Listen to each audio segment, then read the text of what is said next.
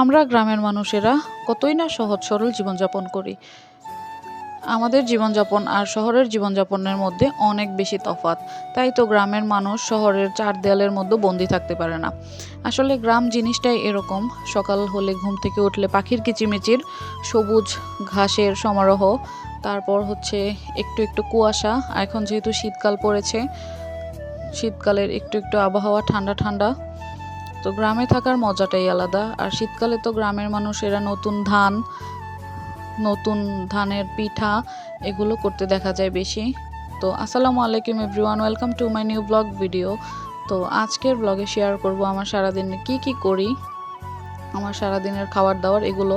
তো সকাল সকাল ছাদের মধ্যে এসেছিলাম একটু শুটকি দিতে। এগুলো হচ্ছে আমরা নিজের হাতে দিয়েছি। এখানে পুঁটি মাছের শুটকি আর হচ্ছে চান্দা মাছের শুটকি দেওয়া হয়েছিল। আর এদিক দিয়ে যেহেতু নতুন ধান চলে এসেছে বাসায়, এখানে আম্মু চালগুলো ভালোভাবে মেপে নিচ্ছিল পিঠা বানানোর জন্য। নতুন ধানের চালের পিঠা বানাবে আজকে বাসায়, যার জন্য এখানে আম্মু চালগুলোকে ভালোভাবে ধুয়ে নেওয়ার জন্য আর কি প্রস্তুতি নিচ্ছিল। চালগুলোকে ভালোভাবে মেপে নিচ্ছিল যাতে চালের গুঁড়ি করা যায়। আর দেখো এখানে হাঁস আনা হয়েছিল বাসায়, অলমোস্ট 3টা হাঁস আনা হয়েছে খাওয়ার জন্য। যেহেতু শীতকাল চলে এসেছে, আমার চিতই পিঠা দিয়ে হাঁসের মাংস খেতে বেশ ভালো লাগে। আর এখানে আব্বু হাঁসগুলোকে জবাই করে নিচ্ছিল। যেহেতু আমাদের বাসায় অন্য কোনো পুরুষ মানুষ নেই, তাই এখানে আব্বু আর একটা ছোট ভাইকে ধরে নিয়ে এসেছিলাম যাতে হাঁসগুলোকে জবাই করে দেয়। তবে বিশ্বাস করো, এই হাঁসগুলো কিন্তু অনেক পুরনো হাঁস, খেতে বেশ ভালো লাগবে এবং সবগুলোই হচ্ছে পুরুষ হাঁস। তো এই হাঁসগুলোকে এখন জবাই করে দিল। আসলে আমার খুব বেশি কষ্ট লাগছিল, যার জীবন যায় সে বুঝে। তো এখানে গরম পানি দিয়ে আম্মু প্রথমে হাঁসগুলোকে ভিজিয়ে নিয়েছে। তারপর এই যে দেখো কত সুন্দর করে ক্লিন করে নিয়েছে, আর উপরে হলুদ মাখিয়ে একটু পুড়ে নিয়েছে। আর এদিকে আমার আপু হাঁসগুলোকে কেটে নিবে। আসলে হাঁসের মাংস কিন্তু আমার অনেক বেশি পছন্দ।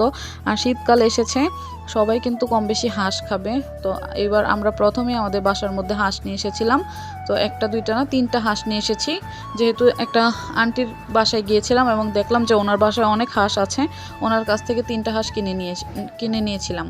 আর দেখো এখানে মাংসগুলো কত সুন্দর লাগছে, একদম লাল, কিন্তু উপর দিয়ে আর কি হলুদ দিয়ে পোড়ানোর কারণে এরকম হলুদ কালার হয়ে গেছে। বাট যাই হোক, যখন তাজা তাজা মাংস রান্না করা হবে তখন কিন্তু খেতে বেশ ভালো লাগবে।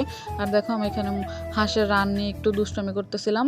আর এখানে মুগ ডাল আম্মু ভেজে রেখেছে, যেহেতু বুনা খিচুড়ি করবে। তো বাসায় আজকে ইলেকট্রিসিটির প্রবলেম ছিল, যার জন্য রান্নাবান্নার ভিডিও দিতে পারিনি। তো দেখো এখানে রান্নাবান্না হয়ে গেছে আর সবাই চলে গিয়েছিলাম খাবারে। তো প্রথমে আমি ভুনা খিচুড়ি আর হচ্ছে বেগুন ভাজা নিয়েছি। এই বেগুন ভাজাটা আমার অনেক বেশি পছন্দ। আর সাথে ছিল মাখা সালাদ আর একটু লেবু। তো প্রথমে আমি বেগুন ভাজা দিয়ে শুরু করেছি। আসলে আমার কাছে বেগুন ভাজা দিয়ে প্রথমে খিচুড়িটা বেশ ভালো লেগেছে খেতে। তারপর নিয়ে নিয়েছিলাম এখানে একটা হাঁসের লেগ পিস। যেহেতু এগুলো দেশি পাতি হাঁস, এগুলো খেতে অনেক বেশি মজা লাগবে। আর এখানে আমি আরও 2 পিস নিয়ে নিয়েছিলাম, কারণ খিচুড়ি দিয়ে হাঁসের মাংস একদম অন্যরকম টেস্ট লাগে। সবাই তো কলাজা পিঠা বা চিতই পিঠা দিয়ে খাও, খিচুড়ি দিয়েও কিন্তু ট্রাই করে দেখবা, বেশ ভালো লাগে। তো এই যে আমি প্রথমে নিয়ে নিয়েছিলাম, উপর থেকে একটু চামড়াটা তুলে নিয়েছি।